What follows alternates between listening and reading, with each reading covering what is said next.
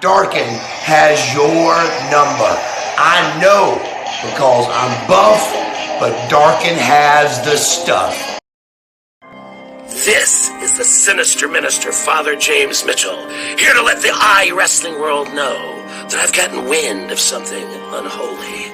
Specifically, the terrifying return to wrestling of the unholy icon, Darken GraVes. And unfortunate you all shall be.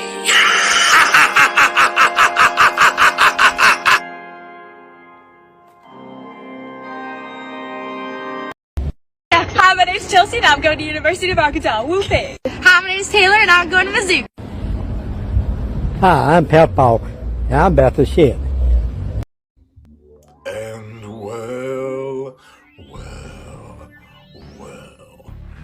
it is I, the lyrical miracle, the sexual, intellectual, the cunning linguist,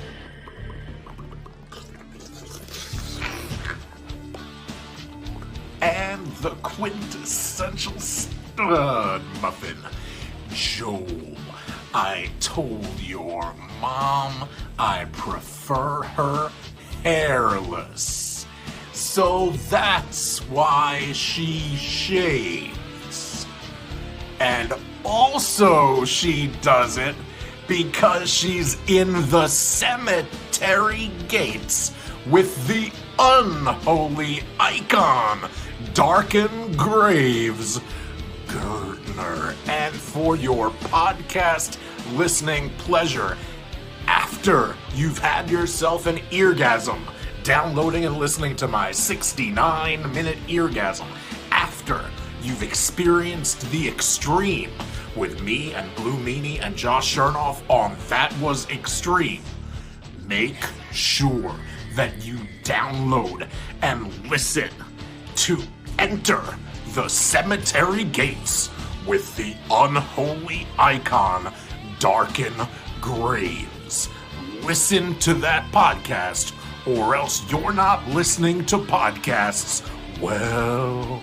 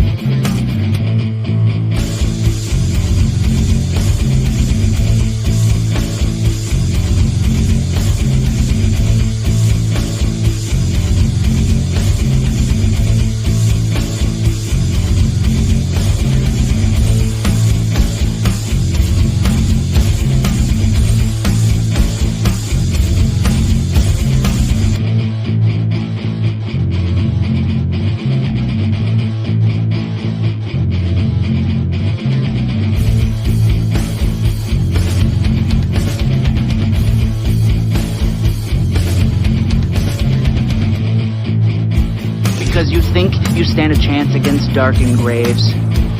Get real. And always, all Darken's people said, hey, fucking men. I'm Darken GraVes, the unholy icon, and welcome to a special episode of the Cemetery Gates. You can tell I'm a little nervous myself tonight. There's special episodes of the show, and then there's really extra special episodes of the show. Tonight, my guest, put it this way, when you think about the foundation of iWrestling, you think of names like James Park, Malachi Osiris, Pitbull, and of course David Jones. But that list would be incomplete without one man. You know, they say James Park is the heart and soul of IW, and he is. This guy's the muscle. Multiple-time champion, He's the guy that when you see your name across from his name on the card, you better pack a lunch because you're in for the all-day job. And on a personal note, he's a great friend and one of the nicest guys you could truly meet. From Old Noarlunga, Australia. I hope I got that right. Let's bring on the phenomenal Adam fucking Cage. How's it going, mate? You How's got that going, right, man? Old Noarlunga. That was right. Yeah. I remember that. I've been there. Yes. How you doing, man? Well, yeah, good. Yeah, very first podcast ever. You're a privileged man. I know. I've been wanting this for a long time, man. Yeah. So many people have asked, and you're the only one I've said yes. I truly appreciate that, man. I told you at the beginning that I had a little present for you. Yep. And I couldn't think of no better way to start it off. A good icebreaker, as a matter of fact. I made you a little video montage here. Oh, okay. Yeah, I'm ready. So I can't wait to see your reaction when I play this. Ladies and gentlemen, I hope not. Here is Adam Cage, Then, Now, and Forever. Wow. Here it comes. This is finally your time. It's what you've been waiting for. All the blood, sweat, and tears getting ready for this one moment, for this one shot. All eyes are focused. Adam Cage has arrived in IW, and I plan on making a big impact. Robbie, you're a dead man the first moment I see you. Do you understand me, son? Blokes like this should be weeded out of the game. It's no excuse whatsoever to leave your opponent hanging until the very last fucking day. So you run around here and you're all talk with your big mouth. Well, I'll shut your big mouth down, mate. Do you understand? Good evening and welcome to another edition of iWrestling News. I'm your host, Ryan Michaels, and here are our top stories. And then you come out here and say something because life is too busy. Well, fucking go fuck yourself. This is a message going out to the Saviour, Jonathan Davis. Robbie Cutthroat, you're a coward, aren't you? You truly are a coward. You're not a man, you're a weak little boy. That Money in the Bank, Saviour, I have to do bad things. I have to hurt people. I have to hurt them badly. So I ask you today, Saviour, for help, for guidance this Sunday. And failed rapper Riff Raff has come forward saying that he has never ever met Nick Petty in his life. And if Nick Petty says otherwise, he's a downright dirty liar. Riff Raff says that Nick Petty is the worst rapper he's ever seen and he can't wrestle for shit. You are absolutely pathetic. Oh, man. Wow. Where did you find something? I've been, like, you must have deep dived in IW to find something. I did. That very first one in the dark. I mean, yeah, cringe-worthy material. very green there at the beginning. Yeah, that one you found at the church. That's one I've been looking for a while myself. That was a popular one when I did that. Everyone loved that. That was really good. I did too. I watched the whole thing. I found that. Found that under the old Alpha page. It's under the old Alpha page. All you got to do is go to the search under Alpha and type in Adam Cage, and all that comes up. Wow, yeah. I haven't seen those ones for years. Long time since I've seen some of that. But that was good. I like that. That was good. I got to ask you about Ryan. I was really surprised about the Ryan Michaels, the newscaster guy. Yeah. Because I've never heard you do another. I never heard you do another voice besides your own. That was pretty hard to do. That took me probably an hour and a half to do that with constant stumbling, trying to get it smooth and no stuttering. Because I'm a guy that goes on camera and I'll stutter, so I'll have to stop and start 30, 40 times some days when I just can't get the words out right. Because guys in IW are going to give you shit for your stumbling and your stuttering and stuff. If they've got no material, they're coming back at you for not speaking smoothly and clearly. So you've got to get it right sometimes. I did the same thing. Something that I did going up against Nick Petty once, and he'd do that sort of stuff. So I thought I'd come back and just give him shit with, just do a newscast. It was just an idea, and did it once or twice and never did it again. It was entertaining, though. It was really entertaining. Yeah.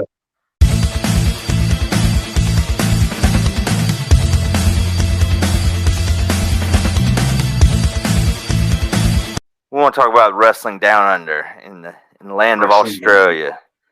Yeah. Did you grow up watching wrestling as a kid? I did as a young kid, yeah, like everyone does when you're about 5 or 6, I had an uncle in Sydney. I used to live in Sydney as a kid. And my parents were divorced, so we'd go up there to my uncle's place to spend the weekend. And I'd walk in there, it'd be like 10, 11 o'clock at night, and my uncle would be there watching this stuff on TV, wrestling, and I didn't really know what it was. And we'd sit there and watch it together and things, we'd watch. I can remember some of my favourites being like the Junkyard Dog. I used to like him. He'd come out with big chains and stuff. Yeah. And guys like the Animal Steel, who'd come out there and rip the ring rope apart and stuff, and needle the foam and that sort of stuff with the green tongue. Yeah. But like everyone says, the big ones are Hulk Hogan. Everyone loved Hulk Hogan because he was the man back then in the 80s when I was a kid. He made the wrestling what it is today. He made the pathway for televised wrestling in Australia and around the world. That guy brought it to everybody in the world. So when people think of wrestling, if you're not into wrestling, you think of Hulk Hogan and wrestling, that sort of stuff. But in Australia, it's a bit different than America. We don't get a lot of wrestling. We don't get any wrestling on TV at all.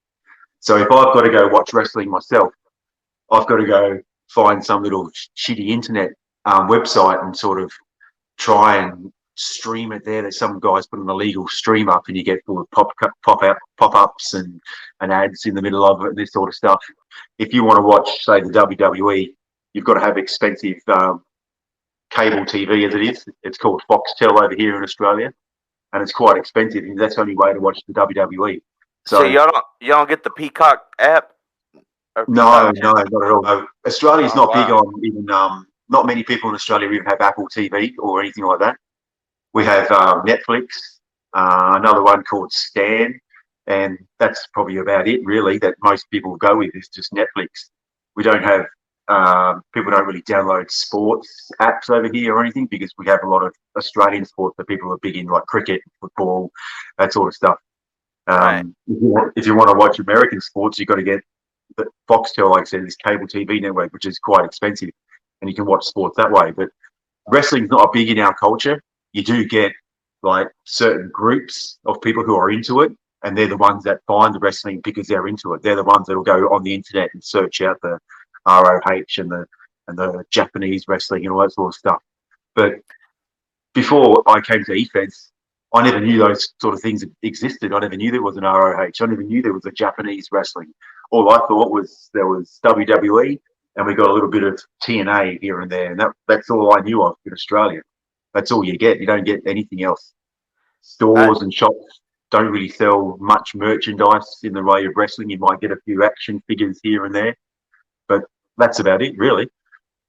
I have a pretty good VPN, virtual private network, and sometimes I'll set my VPN to different countries to see what like Google is like, because it's all different in different countries. And I did with Australia, and I noticed like Google is totally different, and you don't get the same kind of results, and some stuff they won't let you access. And yeah. Australia's big on restricting things. Like I'll post stuff in IW and things, and it'll say you can't watch that, or that music's been banned or something in Australia, and all you guys can listen to the music, but in my country it's completely banned. You can't see it at all. And so yeah, it's quite different over here. What is Riot City Wrestling? Riot City Wrestling, that's just the local one here in Adelaide, South Australia. It's quite big. Okay. Yeah, I've been to a few shows of that. My mates and I have been to a few shows. That's where Rhea Ripley first started. That's where she comes from, down here in South Australia. That's the organisation that she started from. And I've seen her a few times and stuff before she became famous and left. But yeah, I got that off your Wikipedia page. I got that. Oh, right, yeah. It's just indie wrestling down here in South Australia. So yeah, it's pretty good. Cool. Do you remember the Sydney Cup? I think they called it the Sydney Cup when WCW came down and Sting won the big trophy. They had Are you talking about in Australia? Yeah, in Sydney. WCW. Well, that would have been. Well, when WCW was around, I would have been pretty young then. Yeah. This would have been in '99. 99. Yeah, no, I don't remember. I don't really remember that. No, not WCW coming to Australia. But yeah, I was a big fan of WCW, but more so than WWE. I don't know why. Maybe because it had a lot of the old guys from the '80s that I recognised in there. Right. If you know what I mean. You know, Kevin Nash and bloody the Macho Man and Hulk Hogan, all those sort of guys were in WCW. So I thought, yeah, that's what drew me to WCW more than WWE. So when I first got back into WWE, because like I said, I watched it as a kid, and then there was just a big span of like 20, 25 years where I didn't watch wrestling because there was nothing available in Australia, sort of thing. Wow. The wrestling they had was on at like midnight, 12:30, 1 o'clock in the morning. So as a 13-year-old kid, you're not really allowed to stay up at 12:30 at night to check out wrestling. So you go for a big span of not watching it for a while. And when I got back into it, it was when I first found WCW, and then you found WWE, that sort of thing. So it sort of grew back into the love of wrestling from there, sort of thing. So I bet you were a big NWO fan, wasn't you? Well, yeah. I don't know if I was a big fan of it, but I liked the concept. It was good for the wrestling at the time. It was. I guess I wasn't really a fan because they were the bad guys. I'm sort of more of a good guy fan, if you know what I mean. So, but it was interesting to watch. It was the biggest thing in wrestling, the NWO, and it put wrestling on the map really in Australia. Everyone was walking around with NWO t-shirts and that sort of stuff, and the merchandise around, sort of thing. So it sort of opened people's eyes back up to wrestling. And Hulk Hogan's done this. What has Hulk Hogan done? It's yeah. You said Junkyard Dog. You mentioned George Animal Steel, Hulk Hogan. As far as promo wrestling goes, I want to talk about how you how you discovered promo wrestling, and who you draw your energy from.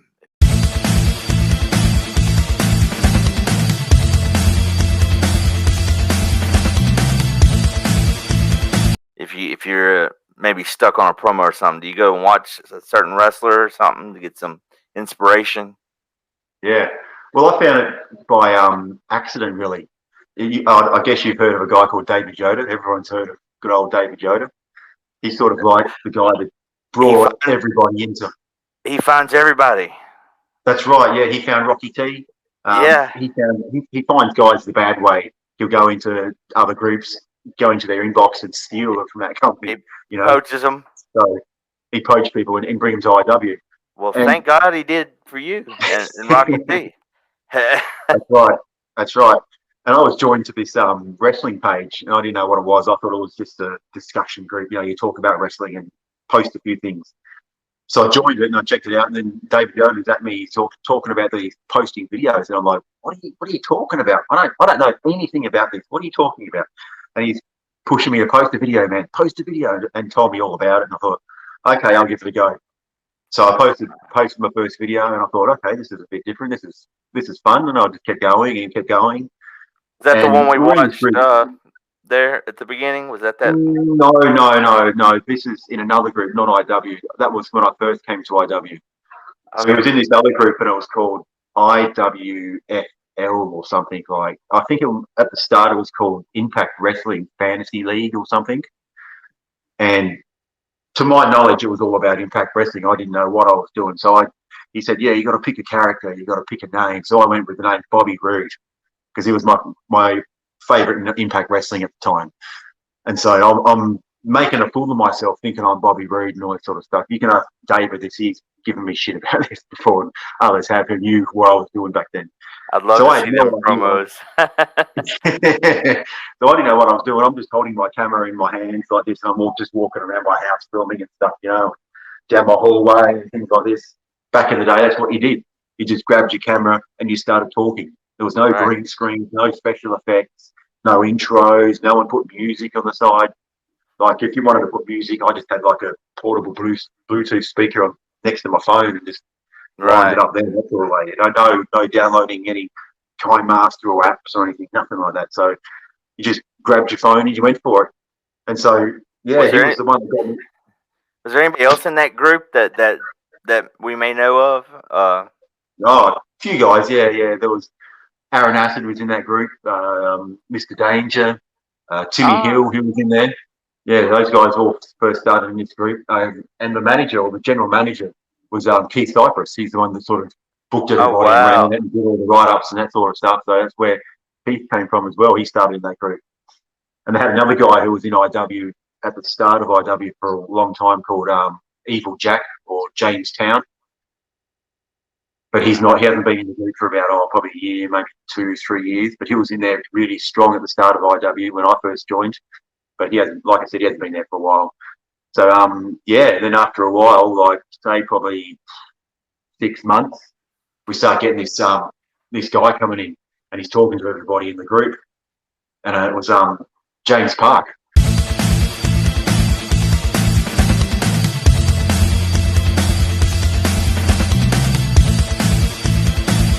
And he's in there poaching people, trying to get them to go over to IW. And I didn't know who this guy was. I didn't know what he was all about. And I'm asking him to come join my shitty faction that we had at the time called the House of what was it called? The Hounds of Justice. Was this real bad faction that I was in with all these guys that. He told me about this. Yeah, it was really bad. Yeah, the Hounds of Justice. I was in there with Timmy Hill and Jamestown, and we were in there. And he came in. I'm trying to get him to come and join my faction, but he wants everyone to go join IW and then checking people out and stuff like recruiting. So after a while, I get a message from David saying, "Come join IW. Come join IW." And I'm like, I'm dedicated to this crappy group. I don't know why I was, but I was dedicated to this group. And then David Yoder gets in my inbox and he's telling me, don't go over to IW, man. Don't do it. David's terrible. He'll destroy you. He'll backstab you and all this bad stuff about David. And so I didn't know what to do. I'm just like, where should I go? What should I do? Because these guys like Aaron Acid and Mr. Danger, I'd watched them in this group and they were great. Like from word go, they were phenomenal talents. They knew what they were doing. They're promoing great stuff. And I'm thinking, wow, I could never be on their level. They're just so many levels above what I am. And so I didn't want to go over to IW because I would be worried facing these guys. I can't match them. What am I going to go over there for? That's the big time I thought IW was. That was huge. So I stayed where I was, and David's sort of trying to get me to come over. We had this. We're talking about 2016, around 2016. Yeah, around then. Yeah, probably even 15, maybe. Yeah, just on 2016, around that time. Yeah. And then anyway, we had this match that went on for a couple of weeks. This big write up and stuff. It was 4 of us. It was Jamestown, Timmy Hill. Forget who it was. It might have actually even been Billy Gore in there as well. He might have been there. We were doing this big week-long match where it was to see who became the world champion in this David Yoder group, IWFL or whatever it was. So we were all promoing for about a week or so, going real hard, doing our job. And the write-up comes out. And David said that I was going to become the world champion. Because at this time, it was Aaron Acid was the world champion, but he'd gone. Mr. Danger had gone. They'd all gone over to IW. So David Yoder says to me, "You're going to be the world champion, Adam," or Bobby Roode at the time. "You're going to be the world champion." Okay, that sounds great. I'm going to be a world champion. Wow, that was great. So the write-up comes out, and David Yoder had screwed us all in the back. He'd gone and got these new guys into his group, and in the write-up it says, this guy's run out from the ring. He smashes Adam, Bobby Roode in the head, and he becomes the world champion. Like, who the hell's this guy? Like, just screws everybody over in the match. So that was it. I cracked the shit. So I said, no, I've had enough.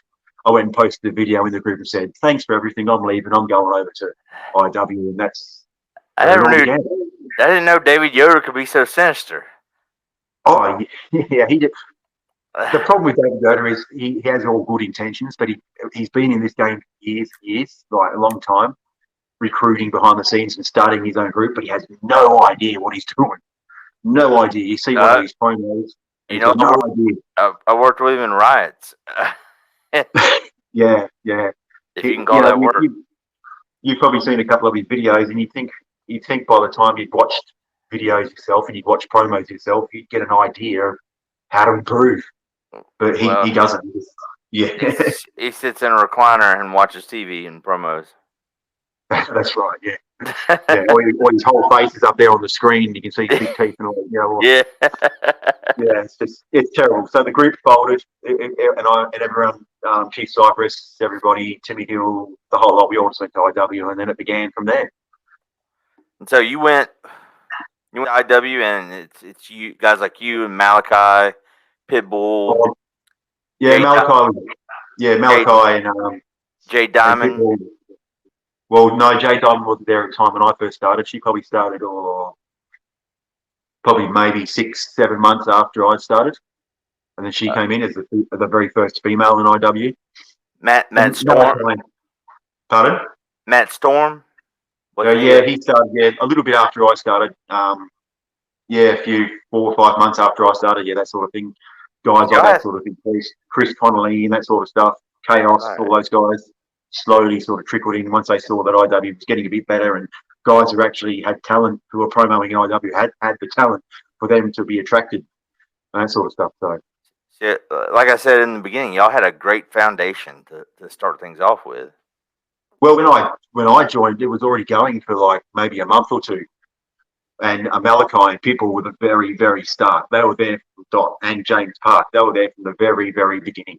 Malachi was the first IW world champ. Right. And I've heard this story before through David, and he can correct me if I'm wrong, but he and Malachi had a conversation, and they said, well, let's make this a group. Let's make this a proper EFED group. He said to Malachi, you be the world champion, and I'll be the Vince McMahon type character. And then they just went from there and ran with the ball, and then IW slowly got bigger and bigger over the years. Yeah, it sure did. Any memorable matches? And we're gonna get to one of them in a minute. Before we get to that match, you know what I'm talking about.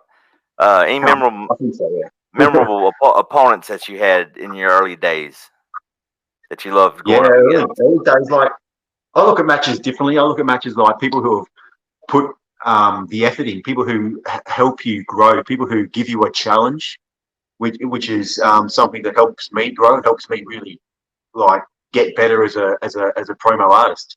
People facing someone like Pitbull in the day was really hard because Pitbull was the man. He really was the man. He was the guy that would chop everyone down. If you face Pitbull, you're up for hard work. There was no one in IW like Pitbull. I mean, as time's gone on, life and the years have gone by, life takes over, and maybe he's not what he used to be. No disrespect to Pitbull, but back then he was a savage motherfucker. And facing someone like that made you work hard. You really, really had to put the effort in. And it was stressful. It was, because everything that I came out and said about Pitbull, he'd just bam, bam, he'd just give you shit and slam you and just knock you down. And you'd think, oh my God, what am I going to say? What can I say next against this guy? He's just destroyed me. That's how it was back then. You know, and now people say that. Now people say that about you. Oh, well, I don't know about. Yeah, I don't know about that. I know. I'm always looking at myself differently. Think, how do people say that? I mean, you know, I'm always self-doubting myself. I'm not on that level of this guy. I'm not on that level of that guy. You know, but if people say that, that's great. That's great. But I don't see it myself. And maybe it's like everybody probably thinks the same way. But yeah, back then it was even Chris Connolly. Chris Connolly was the man. He was a savage man. You know, facing him in a group called the Icons. You know, he was really, really good. And he'd knock you down. He was known for his car promos. You know, he'd be driving along in his car, right, and talking at the same time while he was driving. And that's when he was at his best. At his best when he was driving his car. So guys like that. The Icons, that was Trey Camp and Jack the Ripper, right? Yeah, Trey Camp, Jack the Ripper. I think it was KTG, Kenny the Great, as well, was in there. Oh, wow. I think it might have been, and Pitbull. I'm not sure exactly. That's a long time ago. That's a lot of promos ago. Yeah, but yeah, I think those guys were in there, and that's after I won the my first IW or Alpha World Championship. But I won Money in the Bank. I won Money in the Bank, and then I came down in the middle of a pay-per-view. KTG, Kenny the Great, had won the championship from I think it was Mr. Danger at the time, in an Alpha Wars where it's 5-on-5 battle. And then 5 minutes later, David slammed the chair into KCG's gut, Kenny the Great's guts, took him out. And then I come running down, straight from Omega straight from Omega, never been on Alpha before, came running down the ring and cashed my briefcase in, and I became the Alpha World Champion. And it shocked everybody because I was on Omega and nobody knew what I was doing. I had the briefcase. I'd come to Alpha for the Money in the Bank ladder match, and I'd won the briefcase, and everyone thought, oh yeah, he's going to be the Omega champ, he's the next champ. And then bang, and like a couple of months later, I was instantly the Alpha champ. And I was put in the very second incarnation of the administration. So I was running with David. Right. And Jonathan Davis was in there in the administration, and Billy Gore, who was known at the time as Nightmare. He ran with the name Nightmare. So it was us guys who were in the administration, and we had to battle the Icon. They were the team to go up against us, and they gave us shit. They gave us heaps of shit because we were just didn't know what we were doing really in that time, and just give us heaps of fucking crap. Gave me crap about being a paper champion and all this sort of stuff, like, as you do.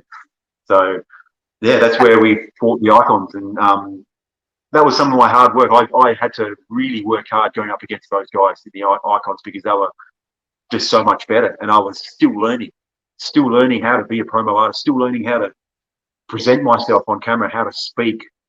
Because when I first spoke on camera in EKs, I'd talk really fast and blah, blah, blah, blah, and I'd mumble and stumble, and people would be like, what? I can't understand what you're saying, mate. You know, David's the one that really taught me how to act and focus and talk on camera. He's the one that developed really made the character of Adam Cage. He used to message me and say, you know, talk a bit slower and talk about this, or this is something you should talk about, or how about we do this and that. And he's the one that really taught me how to really promo. So when I actually won the Alpha Championship and I came out, and for weeks because he told me like 6 months maybe or whatever before, you're going to be the world champ. I'm going to make you my world champ. And I was blown away. I thought, what, me? How are you going to make me the world champ? I'm nobody. You know, what about Mr. Danger? I said to him, what about Aaron Acid? And he's like, no, you're the guy. You're the guy that I can see as being the top of my company. And I was flabbergasted. I really was. I can hear him in my head saying that. I can picture it in my head. Yeah, and I just could not believe it. And then for months afterwards, I was so excited that he was going to make, because it was a big thing back then. I thought it was huge, you know. There'd only been 2 world champions or 3 world champions, and 2 of those were Pitbull, and the other one was Malachi. And then when Pitbull lost it to Mr. Danger, and then Mr. Danger to Kenny the Great, and then for 5 minutes Kenny the Great won it, and then it was me, and I couldn't believe it. It was amazing. So David sort of went through me and taught me how to promo for this big promo for revealing myself as the world champ, coming out with the world championship and that sort of stuff, and showed me how to do it. And I went and got the suit and that sort of stuff, and got the glasses on, and I had like the gold belt. I went and found a gold belt, and I was pleased, like, you know, about finding this gold belt, because nobody else had one in that time. Nobody else came out with belts or anything. You know, when Pitbull was champ, he used to come out with this real big ruby red ring or something on his hand, and he'd say that was his championship. And I used to look at him and go, what are you talking about, mate? Wrestlers don't do that. They have a belt. So I just found one from anywhere. Went on the marketplace of Facebook, and I found this toy belt, and came out, and it looked good. It was my best promo I'd ever done. And David said to people, this guy's made it. He's now a promo artist, because he's just learned everything I've taught him, and he's there. He's made it. This is his moment to break out. And so that's when it all sort of fell into place for me, really. And I sort of got comfortable with who I was as Adam Cage, and then history's from there, basically. Did you get a lot of when you first started? Did you get a lot of your opponents throwing typical Australian stereotypes at you? Oh yeah, you still get it now, and I laugh, because I've had it for years and years, and they think that when they do it to me now about Australia, it'll in a comment or anything, you know, talk about me rooting kangaroos and stuff like this, and guys say, you know, I've got a koala. Like, I don't know what it is. Some other countries think that I've got kangaroos bouncing in my backyard. I've got a koala over there, and I'm out the back every night cooking up a shrimp on the barbie. That's what they think, you know. I'm cooking over deadly snakes. I've got deadly spiders. That's what they think. And Australians just go, wow, really? Eastern brown snakes crawling all around the house. To find those deadly animals, like I haven't seen a deadly spider or a deadly snake once in my 45 years of living in Australia, ever. Wow.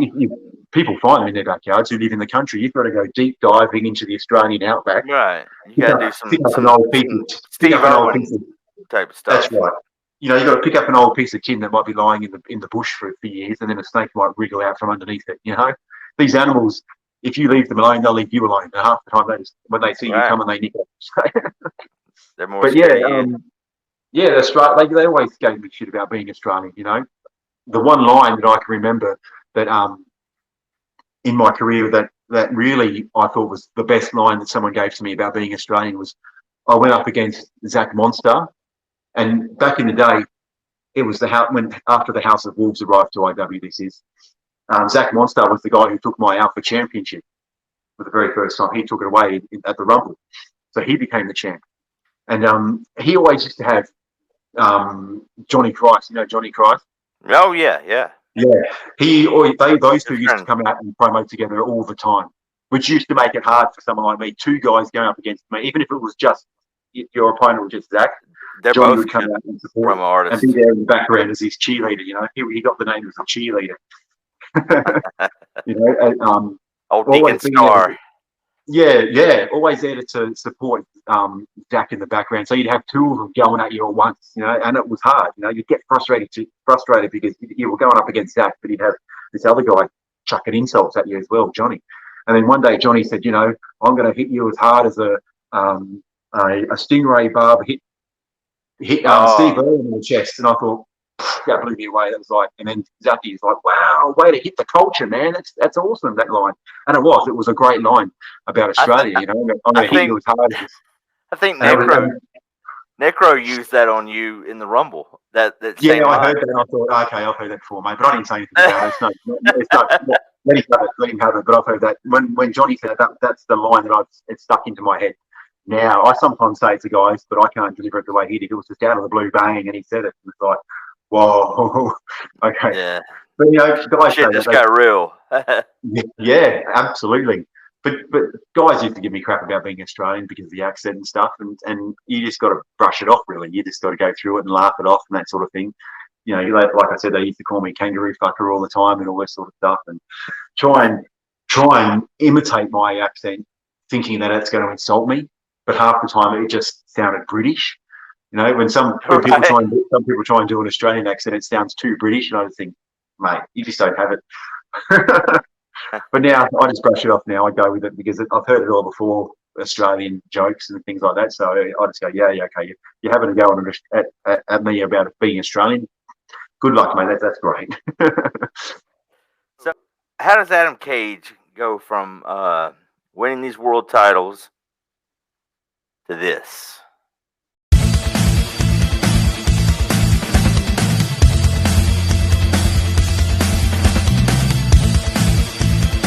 Tell me how this became about.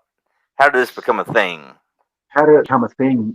Well, that was in Grant Miller's. EWN, right? Or ENR. Yeah. Before Thomas. That was even before. I think it was even before. Was it? No, it wasn't. It was just after Thomas Austin came to iWrestling and blew everybody away. But yeah, that was when he was running that group, Grant Miller. I don't think he runs it anymore. I don't even know if that group's still going, is it? I don't know anything about that group now. I think Nick Macleo runs it. Oh, okay. But yeah, they had this tournament. I can't even remember what the tournament was or anything like that. The EFED Championship of the World. Yeah, David, it passed around a few hands and stuff. I can't remember who the first guy that had it, but David eventually had it. I think it was out of the blue. I don't think David expected to have the championship, but he did. And so he had to go out and he wanted to go out and find himself a belt. So he found himself a belt, and then out of the blue, I'm his opponent. And I'm thinking to myself, yeah, I'm not beating David because David's a good promo artist. But when he comes out and puts been in the ring with him too. Yeah, puts the effort in. He really is pretty savage, and he really does a great job. I don't know why he doesn't do it all the time, but if you're the owner of a group, why would you? So I was going up against Dave, and I thought to myself, nah, that's just. He's like a Brock Lesnar. He's a special attraction kind of. That's exactly right. Yeah, exactly. I thought to myself, I'm never beating David. There's no hope in hell, And in message back and forth, David and I talk, and David would make a joke about, oh yeah, if you beat me, blah blah blah, you're fired, and we made a joke and had a laugh and stuff, and then the match came, and I did this one, like, you've probably seen the video, you've probably seen it. Yeah. Well, I'm talking to the mirror and that sort of stuff. And I come wash your face in the sink and. That's right. Yeah, I turned to the camera and I just explode and that sort of stuff. Right. And then the results come out and stuff, and I've beaten David, and I'm like, what the hell? You're kidding me, right? This is just not happening, is it? But there was a little bit of controversy with the judging. It wasn't really. I can look back at it now, and the judging wasn't really fair. So David got in there and organised for a rematch. And I'm not really a comp guy. I don't really.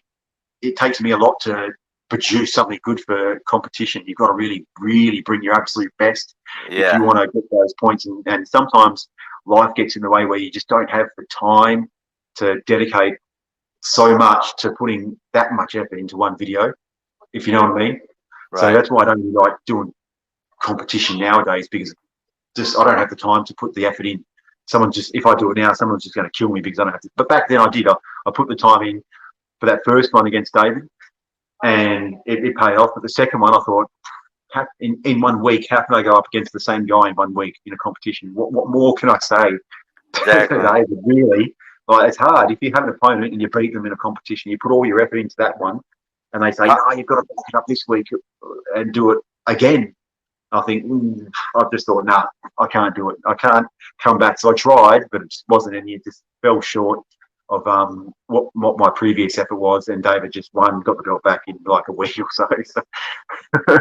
But comp feds are just too stressful for me. They are. It does stress me out. I do get anxiety about it, because you're leading up. You go, oh, the 5th of this month, I've got to have it. I've got to do it. Where can I find the time? And then I always leave it for the last minute, and half the time I rushed it. And they always get They always get way too personal too. And it's just it's just not insults, shooting insults at each other. Well, I don't really normally do that with my competition. When I do a competition, I do put the effort in. I don't really like to put the insults in too much. I'll go and put an effort in. I'll research some material and research some lines, and maybe find a quote from somewhere or something and add that in and that sort of stuff. But nowadays, I just don't have the time to do that. I don't have the time to find all the information, do some research, and find some angle that you're going to go on to cover that person with and that sort of stuff. So, and then David got the belt back, and he was the world champion again. So, and that was the end of that. But I can say technically, in my career, I have beaten David Jones. That's even something. Even if David doesn't agree on that, which is fair enough, but I can say that. I can't say that, but. But there's been sorry, Buddy, but there's been so many guys in IW who have wanted a match with David. Like, I think Chaos has been asking for 4 or 5 years, and David's just laughed him off and said, no. Aaron Acid has asked him as well in the past, and I think he got a match. I can't remember at all, but he was asking for a match with David. Steinbaum did. Pitbull did. Yeah. I know Maglio got pissed. He got super pissed when I got that match. Against David, really? Yeah, because he'd been asking for it for years. Yeah, but he's no disrespect to Maglio, but he gets pissed about a lot of things. If something doesn't go his way that he wants, he's a bit of a like this and just leave. As good as he is, he's one of the best when he puts his effort in and that sort of stuff. But he has a bit of a soul. So not too long after this, you took a break for a little while, correct?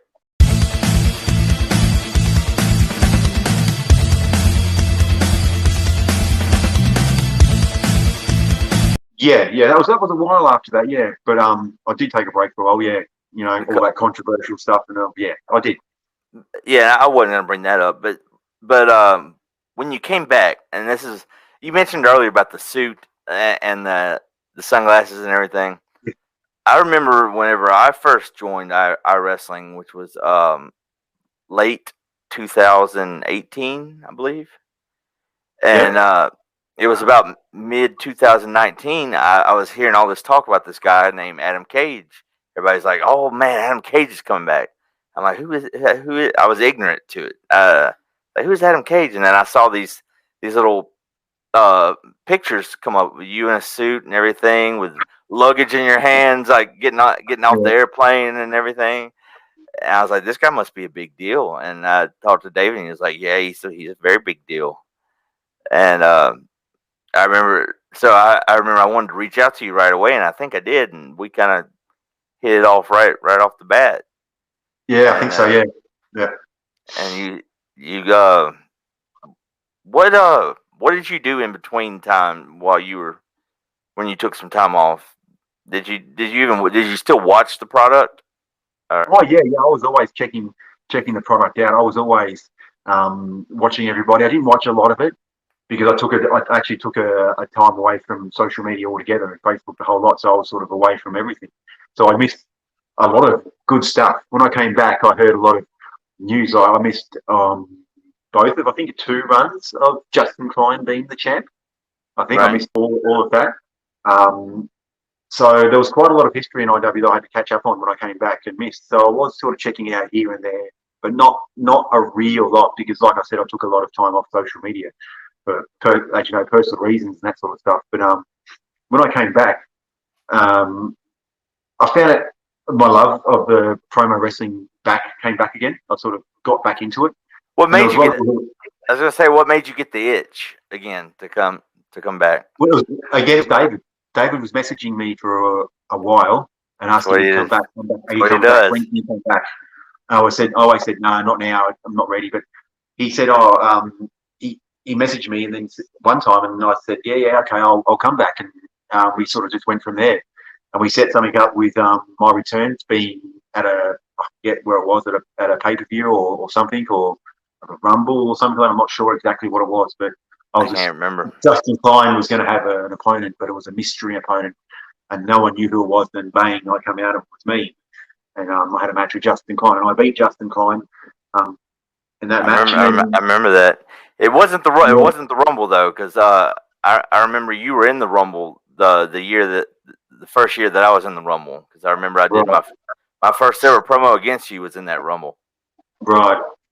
Yeah, I have horrible promo. Vague memory of a lot of things, but yeah, I came back and had that Justin Klein, beat Justin Klein, and then we went from there.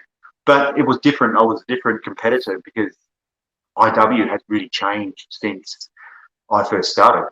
You know, like I think I said at the start of this video, that you just grabbed your camera and you started talking.